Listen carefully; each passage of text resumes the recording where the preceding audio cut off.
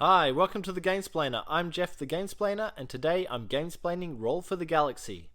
It's time to have a playthrough for Roll for the Galaxy. I have set up the game for 3 players, yellow, red, and blue. There's a huge pile of dice. I neglected to say in the Gamesplayed video that the way to finish this game is the first person to have 12 worlds in their tableau will trigger the end game scoring, or if the points pile runs out. There should be 12 points for each player, so there should be a total of 36 points with 3 players sitting up in that pile. I won't play all the way to the end, so I haven't worried about pulling all of those points out. So do not let this huge pile of dice distract you from the game. You will want to try and get as many of them as you possibly can. You probably should, but you're never going to deplete that pile to nothing. Don't let that distract you. So for the purposes of this playthrough, I'm not going to put up the screens. The screens are only there to hide what you're doing from other players, so that they can't select what you're going to select. I will try and not let that change my thoughts on what I'm going to do each game. So I've preset each player. As you can see, the yellow player has 1 extra green die in the cup and 2 extra red dice in the citizenry. And the bonus on the development phase is when you're developing any worlds that have a reassign power. They look like, where is it gone? They look like this one here. You'll only need 1 less die to be able to develop it. So if this world happened to be on yellow's board, he would only need to get 2 dice onto it to develop that into his tableau. Blue has the +1 for each novelty dice, should I say, in your citizenry at the end of the phase. There's a novelty die there that's been placed because of that setup, and this player starts with 8 space monies instead of 1. So that's a pretty big bonus just there.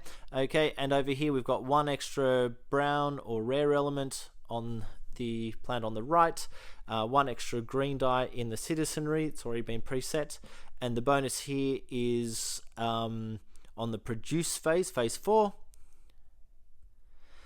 for each good that's represented by that green die. So if I can get that green die there onto a planet like this one here to represent a good, then I'll get extra monies for that. Okay, so let's get straight into it. Okay, let's start over this end. Yellow has 2 explorers and 2 ships. As the yellow player has no goods up there in order to be able to ship at the moment, these 2 are no good to him. So I'll use one of those to, I might as well explore more, just play to my basic role. So I'll be able to get 3 extra worlds or some extra monies onto my world this time. Red. Oh, looks like red wants to explore as well. So you might as well just throw that up there, and once again play into the strengths of the basic role. And blue, wow, we've got lots of rolling to explore. So blue's going to try his luck and try to develop this turn rather than explore. So we'll see how that works out. So we now reveal, and we notice that we've got 2 explores and 1 develop. So we set the phase cards to that to show that these are the 2 phases we're going to do. Now everyone who's able to explore will explore. Yellow will start by trading 1 of those in for 2 space monies. He doesn't want to get rid of any of these cards yet, so he will pick up 1. This is probably a worthwhile one for him to be chasing. It's going to be hard. He's going to have to get 5 dice onto it, but he's going to get an extra $2 for every time that the develop phase happens. So that's actually probably a really good one to have. We could gain an extra die. Now look, I'll put that one in. Notice it goes on the bottom of the pile. And that was that die, and we'll use the other one to grab another one out of the bag. Okay. Oh, that'll give him 2 extra dice.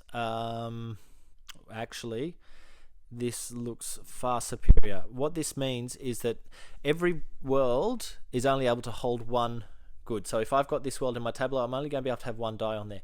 If I've got this development in my tableau, I'm going to be able to actually have 2 dice on there. So it's probably worthwhile, even though it's going to be hard for me to get that guy out, it's probably worthwhile going after that. Okay, coming along to this explore phase, he'll do the same.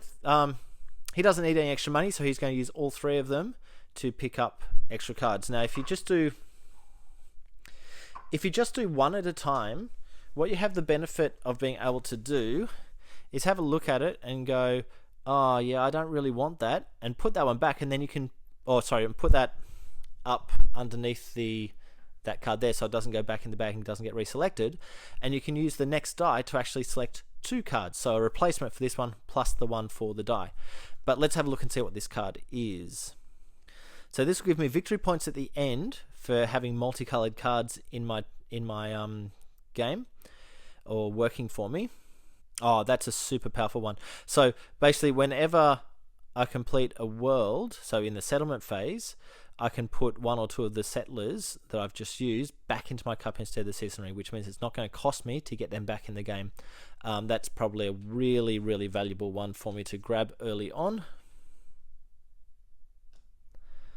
I've still got 2 more, so let's go another one. So that'll give me $1 extra for each development or world that I complete. This one will gain $1 plus another yellow die.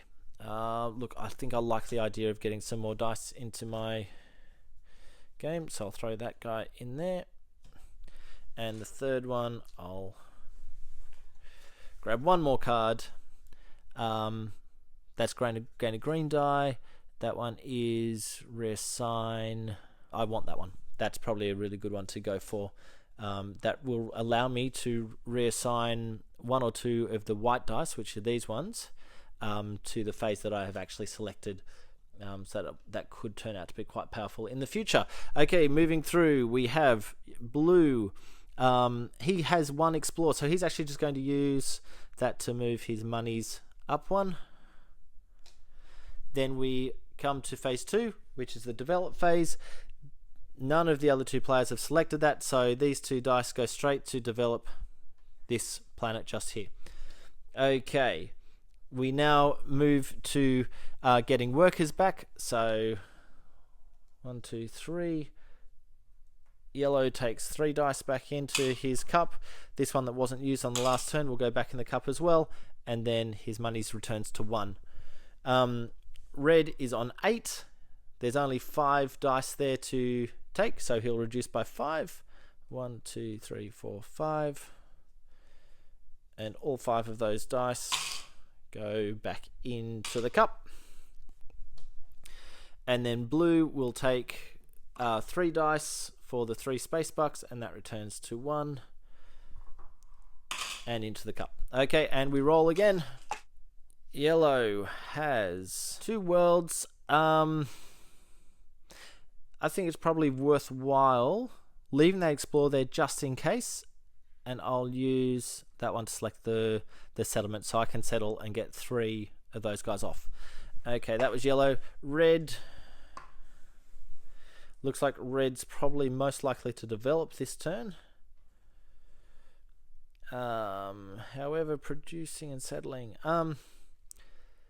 Now look, I think there's a lot of developments there for red to get through, so I think he's going to go for the develop phase. And blue,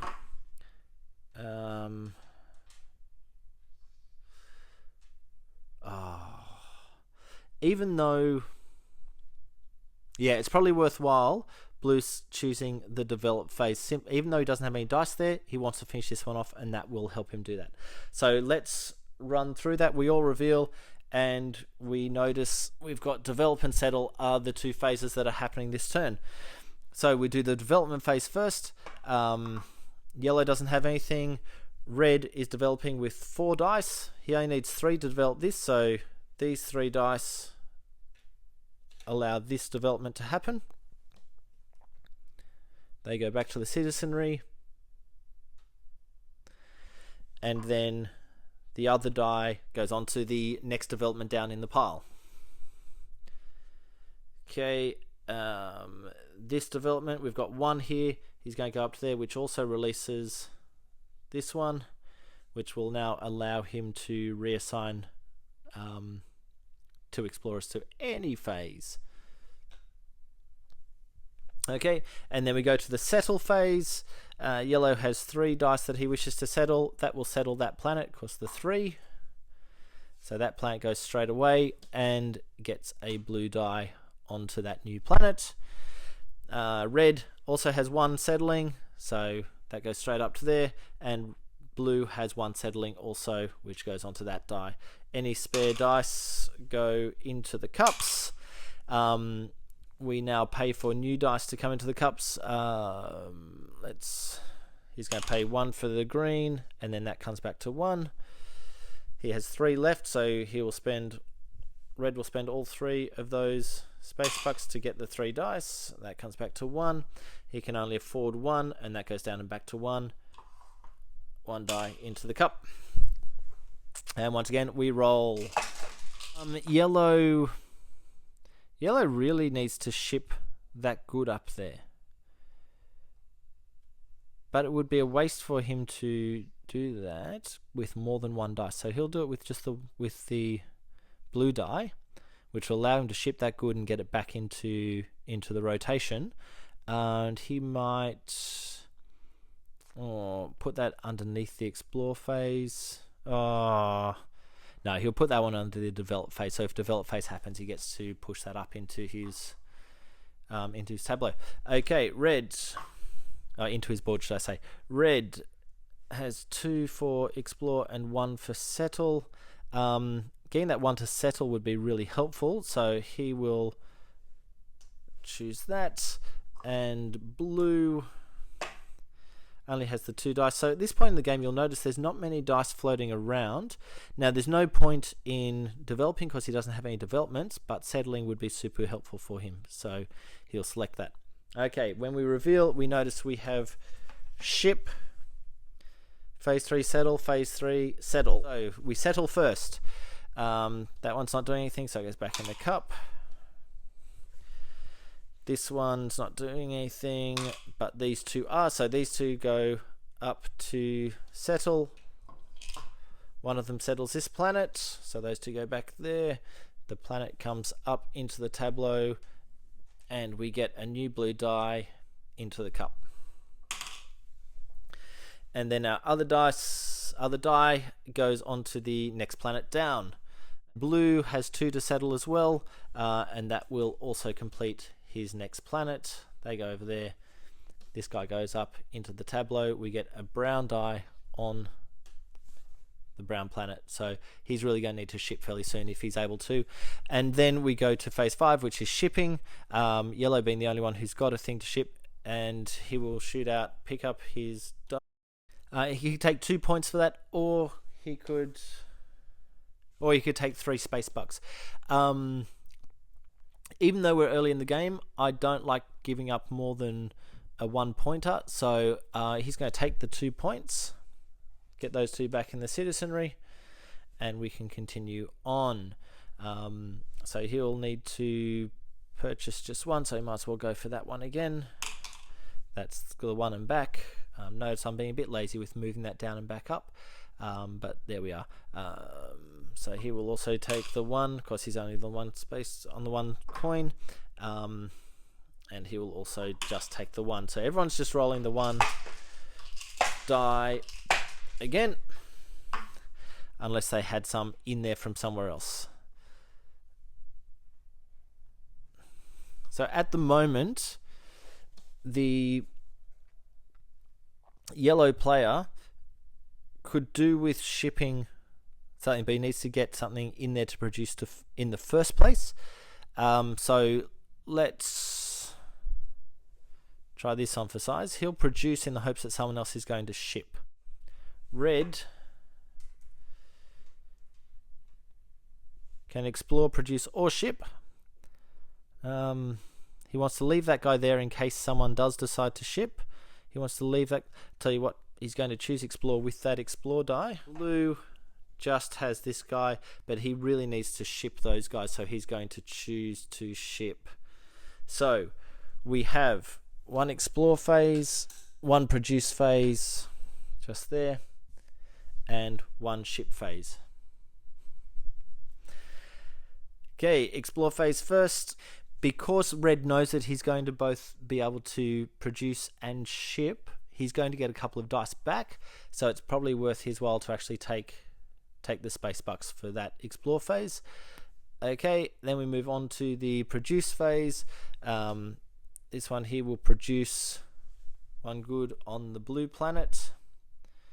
This one here will produce a good on this blue planet. And this one doesn't get to produce anything. Okay, then we move on to the ship phase. So, ship phase, I feel like I'm swearing at you every time I say that. I do apologize if it comes out strange on the audio. Ship phase, not the other words that it might sound like I'm saying. Okay, so with the blue die, we go and pick that up. This is worth another 2 points if I wish, but my citizenry is getting quite full, so it might be worth, rather than taking the 2 points, it might be worth that I actually take the 3 space bucks. That way I can actually get some of these guys back into my rotation. Blue will ship, and he's actually going to ship this good, so this is actually worth 3 space bucks. Blue freighter shipping a blue good from a blue planet, or a blue die from a blue planet. So take 3 space bucks, and this guy will ship the brown good from a brown planet, so that would be worth 2 points if he wanted, or he could take 4 space bucks for that. He'll take the points as well, so 2 points for him.